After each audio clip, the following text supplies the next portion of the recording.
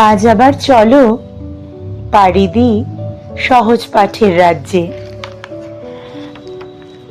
সহজ পাঠের সহজ পাঠগুলি কিন্তু মোটেই সহজ ছিল না, সেগুলো ছিল বাস্তবতায় মোড়া। অনেক কঠিন কথা সহজ করে বলা আছে আমাদের সেই ফেলে আসা সহজ পাঠে। সুন্দর দৈনন্দিন চিত্র কি সুন্দরভাবে অবলীলায় কবি এঁকেছিলেন ছড়াগুলির প্রতিটি ছত্রে। আজ শোনাবো সহজ পাঠের দ্বিতীয় ভাগের ওইখানে মা পুকুর পাড়ে কবিতাটি। ওইখানে মা পুকুর পাড়ে জিয়ল গাছের বেড়ার ধারে, কোথায় হব বনবাসী কেউ কোথাও নেই। ওইখানে ঝাউ তলা জুড়ে বাঁধবো তোমার ছোট্ট কুঁড়ে। শুকনো পাতা বিছিয়ে ঘরে থাকবো দুজনেই। বাঘ ভাল্লুক অনেক আছে, আসবে না কেউ তোমার কাছে। দিন রাত্রির কোমর বেঁধে থাকবো পাহারাতে।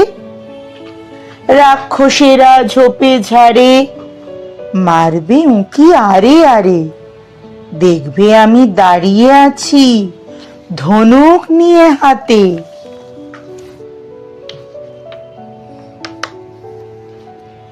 আঁচলে খই নিয়ে তুই যেই দাঁড়াবি দাঁড়ে, অমনি যত বনের হরিণ আসবে সারে সারে।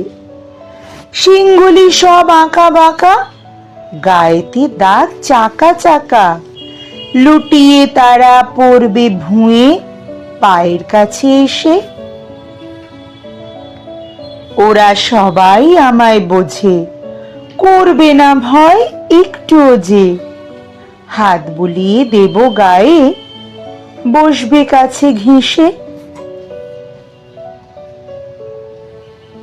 ফলসা বনে গাছে গাছে ফল ধরে মেঘ ঘনিয়ে আছে। ওইখানেতে ময়ূর এসে নাচ দেখিয়ে যাবে। শালিকরা সব মিছি মিছি লাগিয়ে দেবে কিচিমিচি। কাঠবেড়ালি লেজটি তুলে হাত থেকে ধান খাবে। কি সুন্দর একটা চিত্র! কবিতাটি পড়লেই চোখের সামনে যেন মা এবং তার ওই কুঁড়ে ঘর আর চারপাশেরই বন্য দৃশ্য যেন অনায়াসে চোখের সামনে ফুটে ওঠে। এই ছিল রবি ঠাকুরের কবিতাগুলো সহজ পাঠের, যার মধ্যে কবিতার সঙ্গে সঙ্গে উনি দারুণ সুন্দর চিত্রকল্প তৈরি করে দিয়েছেন, যেন একবার পড়লেই সকলের চোখের সামনে ভেসে ওঠে সেই সহজ সরল দৃশ্যগুলো। আশা করি তোমাদেরও ভালো লাগলো এবং মনে পড়ে গেল ওইখানে মা পুকুর পাড়ে কবিতাটি। সকলে ভালো থেকো, সাহিত্যে থেকো।